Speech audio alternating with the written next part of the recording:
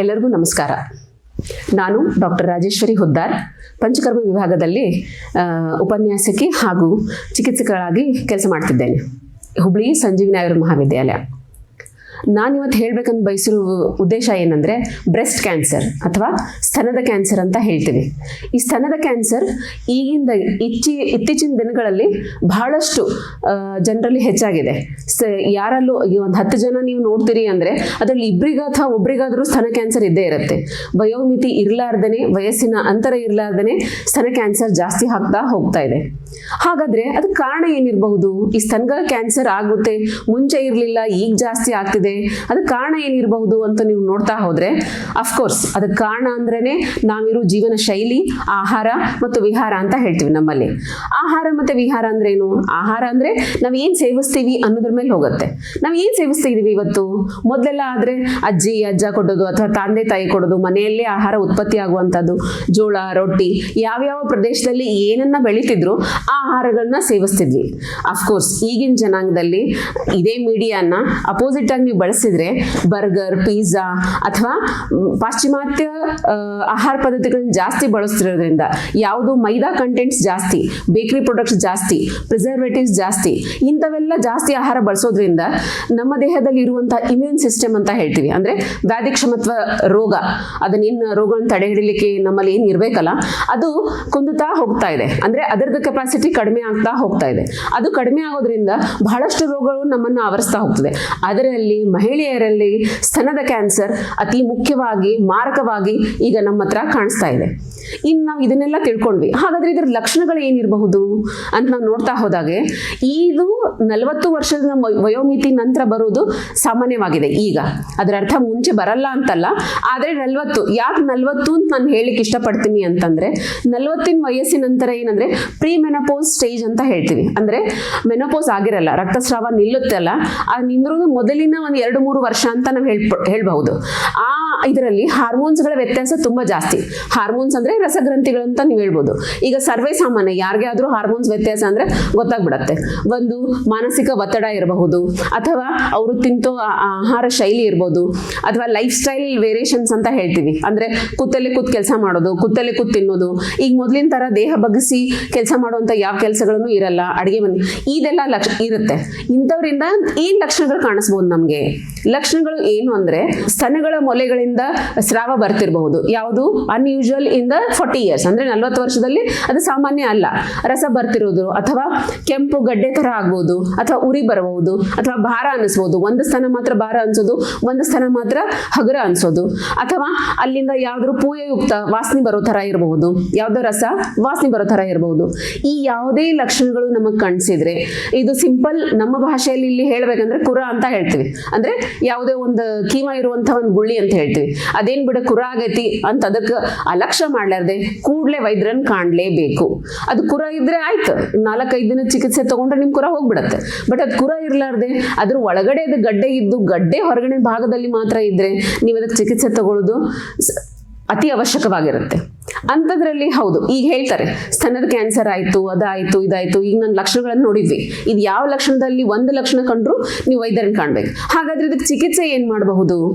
ನಾನು ಒಂದು ಪಂಚಕರ್ಮ ವಿಭಾಗದ ಚಿಕಿತ್ಸೆಯಾಗಿ ಏನ್ ಹೇಳ್ತೀನಿ ಅಂದ್ರೆ, ಮೊದಲು ನಮ್ಮ ಆಯುರ್ವೇದದಲ್ಲಿ ಹೇಳೋದು ಸ್ವಸ್ಥಸ್ಯ ಸ್ವಾಸ್ಥ್ಯ ರಕ್ಷಣಂ, ಆತುರಸ್ಯ ವಿಕಾರ ಪ್ರಶಮನಂ. ಅಂದ್ರೆ ರೋಗ ಬಂದ ಮೇಲೆ ಅದಕ್ಕೆ ಚಿಕಿತ್ಸೆ ಪಡೆಯೋಕಿನ ಮುಂಚೆ, ರೋಗ ಬರೋಕಿನ ಮುಂಚೆ ನಾವು ಏನ್ ಮಾಡ್ಬೇಕು ಅಂತ ನೋಡ್ಬೇಕು. ಅದನ್ನ ಫಸ್ಟ್ ಹೇಳಲಿಕ್ಕೆ ಇಷ್ಟಪಡ್ತೇನೆ. ಈಗ ನಮ್ಗೆ ಈ ರೋಗ ನಮಗೆ ಬರಬಾರದು ಅಂತ ಅನ್ಸಿದ್ರೆ ಕಾಲ ಕಾಲಕ್ಕೆ ದೇಹ ಶುದ್ಧಿ ಆಗುವಂತಹ ವ್ಯವಸ್ಥೆಯನ್ನು ಮಾಡ್ಕೋಬೇಕು. ಅದರಲ್ಲಿ ಆಹಾರ ಇರ್ಬೋದು, ವಿಹಾರ ಇರ್ಬೋದು. ಅದರೊಟ್ಟಿಗೆ ಪಂಚಕರ್ಮದಲ್ಲಿ ನಾವ್ ಏನ್ ಹೇಳ್ತೀವಿ, ಈಗ ಕಫದೋಷ ಜಾಸ್ತಿ ಆದಾಗ ವಮನ ಮಾಡ್ಕೋಬೇಕು, ಪಿತ್ತ ದೋಷ ಮತ್ತು ರಕ್ತ ದೋಷದ ಆದಾಗ ನಾವು ವಿರೇಚನ ತಗೋಬೇಕು, ಮತ್ತೆ ನಸ್ಯ ಮತ್ತೆ ಬಸ್ತಿ, ಇವು 4ಗಳನ್ನು ನೀವು ಕಾಲ ಕಾಲಕ್ಕೆ ತಗೋತಾ ಹೋದ್ರೆ ನಿಮ್ಮಲ್ಲಿ ರಕ್ತ ದೋಷದಿಂದ ಬರುವಂತಹ ಡಿಸೀಸ್ ಇರಬಹುದು, ಕಫದೋಷದಿಂದ ಬರುವಂತಹ ಡಿಸೀಸ್ ಇರಬಹುದು, ಅಥವಾ ರಸದುಷ್ಟಿ ಅಂತ ಹೇಳ್ತೀವಿ, ಅಂದ್ರೆ ಲಿಂಫ ಲಿಂಫ್ಯಾಟಿಕ್ ಡ್ರೈನೇಜ್ ಸಿಸ್ಟಮ್ ಅದು ಯಾವ ನಮ್ಮಲ್ಲಿ ಹಾಳಾಗಿರುತ್ತೆ, ಇದನ್ನ ಹಾಳಾಗ್ಲಾರ್ದಂಗೆ ನಾವು ನೋಡ್ಕೋಬಹುದು. ಕಫದೋಷ ಮತ್ತೆ ಮೇಧೋದೋಷ ಅಂತ ಹೇಳ್ತೀವಿ, ಅಂದ್ರೆ ಕೊಬ್ಬಿನ ಅಂಶ ಜಾಸ್ತಿ ಆದಾಗ ನಾವು ಬಸ್ತಿ ಮತ್ತೆ ವಮನಗಳನ್ನ ತಗೋತಾ ಹೋಗ್ಬೇಕು, ಅಂದ್ರೆ ದೇಹದ ತೂಕ ಮೇಂಟೈನ್ ಮಾಡ್ತಾ ಹೋಗ್ಬೇಕು. ಇವನ್ನೆಲ್ಲ ನೀವು ಕಾಲಕ್ಕೂ ಸರಿಯಾಗಿ ವೈದ್ಯರ ಸಲಹೆಯಿಂದ ಮಾತ್ರ ಇದು ಸಾಧ್ಯ. ನೀವಾಗ್ಲೇ ತಿಳಿದು ಮಾಡೋದಲ್ಲ, ವೈದ್ಯರ ಸಲಹೆ ತಗೊಂಡು ಈ ಚಿಕಿತ್ಸೆ ನೀವು ಕಾಲಕ್ಕೆ 2 ತಿಂಗಳಿಗೆ 6 ತಿಂಗಳಿಗೆ ವರ್ಷಕ್ಕೊಂದ್ಸಲ ನೀವು ಹಿಂಗೆ ಮಾಡ್ತಾ ಹೋದ್ರೆ ಈ ರೋಗವನ್ನ ನಾವು ಮೆಟ್ಟಿ ನಿಲ್ಬಹುದು. ಆಯ್ತಪ್ಪ, ಈಗ ರೋಗ ಮೆಟ್ಟಿ ನಿಲ್ಲೋದೇನೋ ಗೊತ್ತಾಯ್ತು, ಮತ್ತೆ ಬಂದ ಮೇಲೆ ಅದಕ್ಕೆ ಏನು ಚಿಕಿತ್ಸೆ ಮಾಡಬೇಕು? ಬಂದ ಮೇಲೆ ಅಫ್ಕೋರ್ಸ್ ನೀವು ಅದನ್ನು ಬರ್ಲಿಕ್ಕೆ ಇದು ಬಂದದೋ ಇಲ್ಲೋ ಅಂತ ಟೆಸ್ಟ್ ಮಾಡಲಿಕ್ಕೆ ಮೆಮೊಗ್ರಫಿ ಅಂತ ಮಾಡ್ತೀವಿ, ಎಕ್ಸ್ರೇ ಅಂತ ಮಾಡ್ತಾರೆ, ದೆನ್ ಸೋನೋಗ್ರಫಿ ಅಂತ ಮಾಡ್ತೀವಿ. ಅದರಲ್ಲಿ ನಿಮಗೆ ಎಲ್ಲಾದ್ರೂ ಗಡ್ಡೆ ಇದೆ, ಆ ಗಡ್ಡೆ ಅರ್ಬುದ ಅಂತ ಹೇಳ್ತೀವಿ, ಆ ಗಡ್ಡೆ ಕ್ಯಾನ್ಸರ್ ಅಂತ ಗೊತ್ತಾಯಿದ್ರೆ ಫಸ್ಟ್ ಅದನ್ನ ಎಕ್ಸಿಷನ್ ಅಂತ ಹೇಳ್ತೀವಿ, ಅದನ್ನ ತೆಗಿಬೇಕು. ಯಾಕಂದ್ರೆ ಅದು ಮುಂದೆ ಹರಡಬಾರದು ಅಂತ. ಮತ್ತೆ ಹೇಳಿದ್ರು ಮೇಡಮ್ ಪಂಚಕರ್ಮದಲ್ಲಿ ಮಾಡ್ತಾರೆ, ಗಡ್ಡೆ ತೆಗಿನೇಬೇಕಂದ್ರೆ ಇದರಲ್ಲಿ ಏನು ಪಂಚಕರ್ಮ ಮಹತ್ವ ಅಂತ ನೀವು ಕೇಳ್ಬೋದು. ಯಾವ್ದಾದ್ರು ಗಡ್ಡೆ ಬರೋಗಿನ ಮುಂಚೆ ನೀವು ಪಂಚಕರ್ಮ ಮಾಡಿಸಿ, ಗಡ್ಡೆ ಬಂದ ನಂತರ ಗಡ್ಡೆ ತೆಗೆಯೋದು ಫಸ್ಟ್ ಪರಿಹಾರ. ಇದಕ್ಕೆ ನಾವು ಪಂಚಕರ್ಮ ಸಹಾಯಕವಾಗಿ ಕೆಲಸ ಮಾಡುತ್ತೆ. ರೇಡಿಯೋಥೆರಪಿ, ಕೀಮೋಥೆರಪಿ ಎಲ್ಲ ತಗೊಂಡಿದ್ರು, ಡಿಸೀಸ್ ಬಂದಿದ್ರು ಅವಾಗ್ಲೂ ನೀವು ಪಂಚಕರ್ಮ ತಗೊಂಡ್ರೆ ವ್ಯಾಧಿ ಕ್ಷಮತ್ವ ರೋಗತೆಯನ್ನು ಹೆಚ್ಚುತ್ತೆ. ಬಿಕಾಸ್ ನೀವು ಅದನ್ನೆಲ್ಲ ತಗೊಂಡಾಗ ಆಹಾರ ತಗೊಳ್ಳೋದು ಅಥವಾ ನಿಮ್ಮ ಎಪಿಟೈಟ್ ಹೋಗುತ್ತೆ, ಹಸಿವು ಹೋಗುತ್ತೆ, ಇಂಥದನ್ನೆಲ್ಲ ಅದರಿಂದ ತಡೆ ಹಿಡಿಬಹುದು. ರಕ್ತ ಶುದ್ಧಿ ಆಗ್ತಾ ಹೋಗುತ್ತೆ. ಅದಕ್ಕೆ ನೀವು ಬಸ್ತಿ ಅಂತ ಟ್ರೀಟ್ಮೆಂಟ್ ತಗೋಬೇಕು. ಯಾಕಂದ್ರೆ ದೇಹದಲ್ಲಿ ಏನೋ ರೋಗಗಳು ಬರಬೇಕಂದ್ರೆ ಅದಕ್ಕೆ ವಾತನೇ ಮೂಲ ಕಾರಣ. ವಾತ ನಾವು ಬಸ್ತಿಯಿಂದ ನಿವಾರಣೆ ಮಾಡ್ಬೋದು. ಅದಕ್ಕೆ ನೀವು ಬಸ್ತಿ ಚಿಕಿತ್ಸೆ ತಗೋಬೇಕು.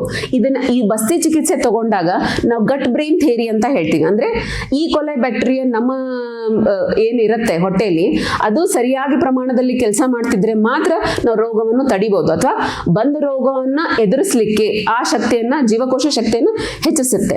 ಅದಕ್ಕಾಗಿ ನಾವು ಬಸ್ತಿಯ ಟ್ರೀಟ್ಮೆಂಟ್ ಅನ್ನ ತಗೋಬೇಕಾಗುತ್ತೆ.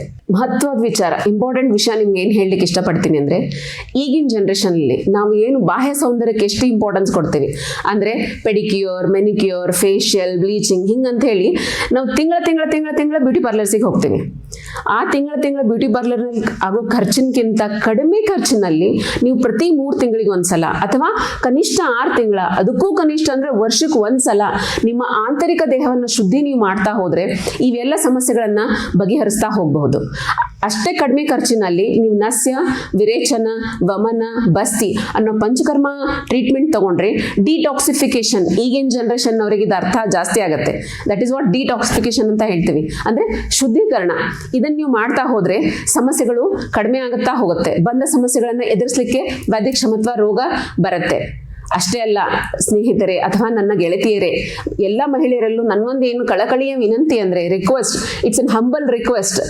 ನೀವು ಇದನ್ನ ಇವತ್ತು ನೋಡಿದವ್ರು ಏನ್ ತಿಳ್ಕೊಂಡಿರ್ತೀರಿ, ನಿಮ್ಮಿಂದ ನೀವು 10 ಜನಕ್ಕೆ ಇದನ್ನ ನೀವು ಹೇಳಿದ್ರೆ ಇವತ್ತು ನಾನು ಇಲ್ಲಿ ನಿಮ್ಗೆ ಹೇಳ್ತಿರೋ ಉದ್ದೇಶ ಸರಿಯಾಗಿ ಹೋಗುತ್ತೆ. ಇದೇ ರೀತಿ ಹೆಚ್ಚಿನ ಆರೋಗ್ಯದ ಮಾಹಿತಿಗಳು ನಿಮ್ಗೆ ಬೇಕಂದ್ರೆ ಈ ಚಾನಲ್ ಅನ್ನ ಸಬ್ಸ್ಕ್ರೈಬ್ ಮಾಡಿ.